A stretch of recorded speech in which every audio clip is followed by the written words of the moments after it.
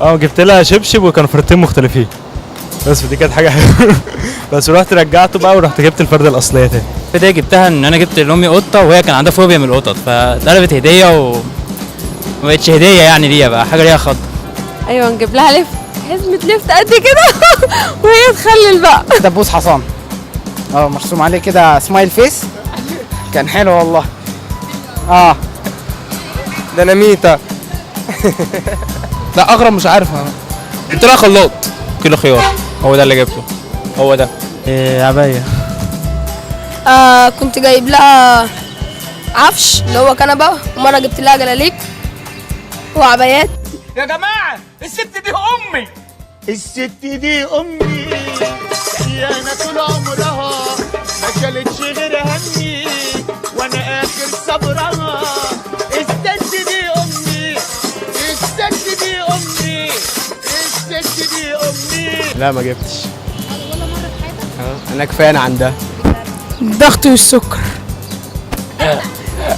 جبت كيلو طماطم وكيلو خيار وكيس لب ابو جنيه ونص. انا جبت لها الضغط بصراحه يعني. لا ما بفكرش. انا ما جبتلهاش حاجه غريبه، بس جبت لها حاجه تقدر تستفيد بيها. وانا يعني جبت لها مثلا حله. حله مش عارف، زبد كاكاو تقريبا. والله ما بص، زبد كاكاو تقريبا.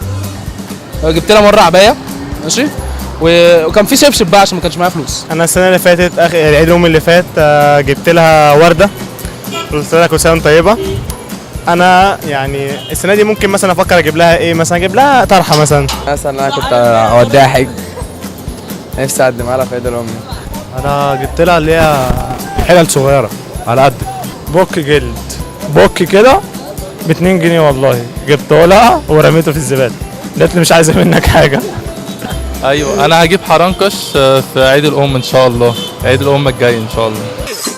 خلاص بلاش ست الحبايب يا حبيبه، يا اغلى من روحي ودمي، يا حنينه وكل. يا ولاد الايه، عندكم عيد ام وانا ما عنديش؟